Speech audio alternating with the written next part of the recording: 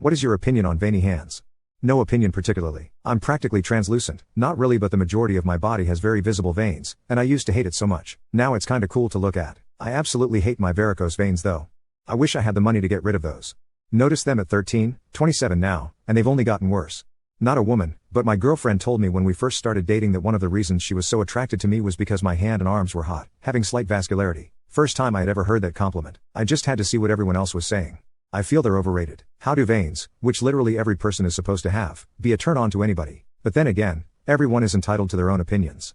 It's something that someone can't really change, can you? Someone's hands are someone's hands, and my opinion doesn't change what their hands look like. Older women? Wisdom. Young man? Fit young woman? Probably a skin tone thing? I wouldn't dare to tell someone their hands look gross, cause that would make me wrong. What is an exhausting personality trait in someone? When people constantly complain about something and never do anything to change it, things where there are in fact options, actions they could take or make different decisions. Also, when a person thinks they know everything about everything and can't accept anyone has had different experiences than them and may actually have more knowledge about something, these people will argue their points to the ground. I've had a couple situations with a friend where I actually had to Google what we were talking about and physically put my phone in her face and say, look, you are wrong about this fact. And quote. Someone should itis. You know, the person who every time you get together, particularly in workplace or volunteer committee scenarios, is just full of ideas that someone should do, or we should do. We should host a paint night fundraiser. We should have one of those murder mystery parties. Oh, we can't not have a secret Santa for Christmas. Everyone loves that. Just always the driving force on the idea that the group as a whole should be doing more stuff, rather than volunteering to do the stuff they're willing to do. Someone with a super negative outlook on life that needs you personally to fluff them back up. Everything that happens to them is horrible, so they need constant reassurance that it's going to be okay. Anything that they do is terrible, so tell them why they're doing great and what they're doing is actually pretty good. It's exhausting to have to spend a lot of emotional currency to try and prop them up. At some point it's like whenever they go on a woe is me rant for the 8th time that week. We had a player in our D&D group who always chose self-interested characters with SECRETS. The moment those secrets were dispelled, there was nothing to their character. It's that trying to appear more interesting by being cryptic, clever, and responding to everything with a long-winded story they think is interesting. But they never offer anything to the group, acknowledge other people's merits, or engage with anyone personally. People who monologue. Relationships and conversations should be like a tennis game, with the ball going back and forth. Some people treat them like an interpretative dance performance, just up there on stage doing their thing, unable to see the audience. If you aren't taking cues from the people on the other end of the relationship or conversation, and changing course depending on what they say, it's exhausting.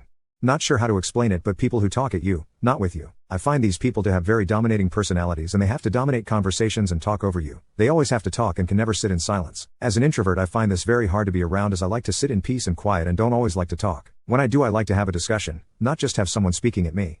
They feel like you a completely different person with and without weed? Weed is a horrible drug. I have seen it destroy lives. It is just as bad as alcohol as far as I'm concerned. Those who smoke every day think they are fun to be around, until they run out one day.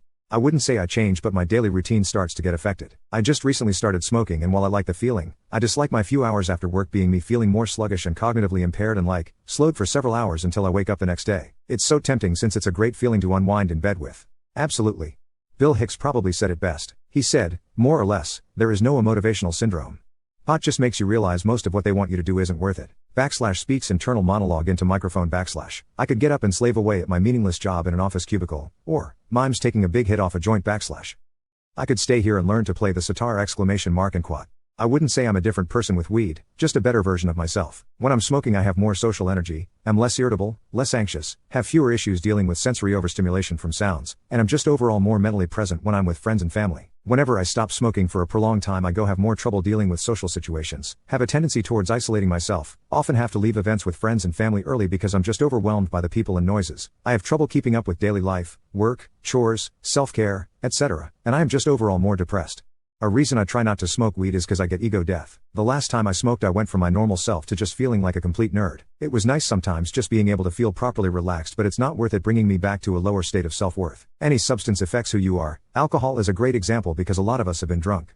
A reason I try not to smoke weed is because I get ego death. The last time I smoked, I went from my normal self to just feeling like a complete nerd. It was nice sometimes just being able to feel properly relaxed, but it's not worth it bringing me back to a lower state of self-worth. Any substance affects who you are. Alcohol is a great example because a lot of us have been drunk. They only predominantly drink sparkling water over still water? Me, I think I'm the only person I know who does though. Not me, but I know someone who does. I do. I should probably buy a soda stream. I do. I'll drink still if there is nothing else, but I would never choose it. I'll drink sparkling water occasionally, but I generally drink regular water. I did, but I find it's contributing to acid reflux, so I've started having more still water than carbonated. What's the guy version of a kiss on the forehead? Female here, with a word of warning for the men. Some women find a kiss on the forehead to be maddeningly condescending. Not all, but enough that you shouldn't just expect a gooey response. Be safe out there. Having a woman fall asleep on me has always been a kryptonite of sorts. It's the expression of trust coupled with the cuteness of your little sleeping selves that is just a heart melter. I'm 6'4" and opos. Most girls aren't. So when a girl puts her arms over my shoulders in a hug, usually leads to her back bending back as she tries to stretch up and her entire body is pressed on mine. Absolute nirvana. I especially love this because I get to actually hold her body instead of her shoulders. It's amazing for me. Kiss on the forehead, quick cute little kiss on the cheek, when she's the big spoon holding you, when she lays her head on your shoulder, when she plays with your hair, when she scratches your back without any sort of prompt. There's so many. Girl here. But I just want to add that when my husband got home from a long day at work, I would often take a run and jump off the porch and into his arms in a big hug with legs wrapped around him and kiss him. He would drop his hard hat and his face would light up. I could tell that he always loved that. I think it kind of made him feel like nothing or no one mattered more to me in the whole world. I'd say double shoulder squeeze, followed by a determined look. Nothing says I believe in you like a sincere look of determination, and a double shoulder squeeze makes me feel like I can take on the world. Definitely my head in her lap and her playing with my hair while we watch movie or something. Sometimes after working multiple 16-hour shifts in a row, that's all I would want. Was always too much to ask for though apparently.